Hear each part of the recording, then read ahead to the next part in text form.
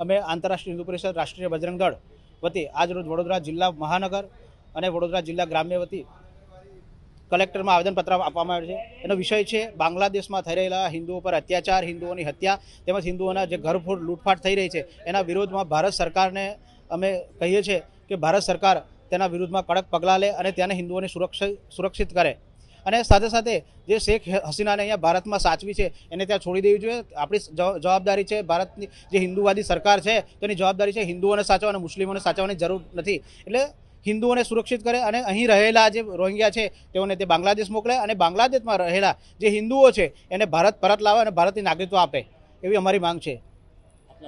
અહીંયા રહેલા બાંગ્લાદેશની વાત આપ કરી રહ્યા છો, એ લોકોને ભારત જો નહીં મોકલે પરત તો વિશ્વ હિન્દુ પરિષદ શું કરશે? આવનાર સમયમાં એનો નિર્ણય લઈશું ડૉક્ટર પ્રવીણભાઈ તોગડિયાના નેતૃત્વ હેઠળ। આપ શું માનો છો, કેવી રીતના નીકળી શકે આ લોકો? જો જે રીતે એ લોકો ઘૂસપેઠી કરીને આવ્યા છે તેમને ત્યાં મોકલી દેવા જોઈએ।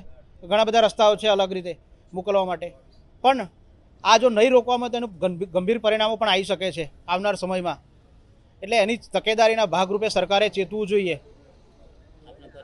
વિનોદસિંહ પરમાર, વડોદરા જિલ્લા સંયુક્ત મહામંત્રી, આંતરરાષ્ટ્રીય હિન્દુ પરિષદ।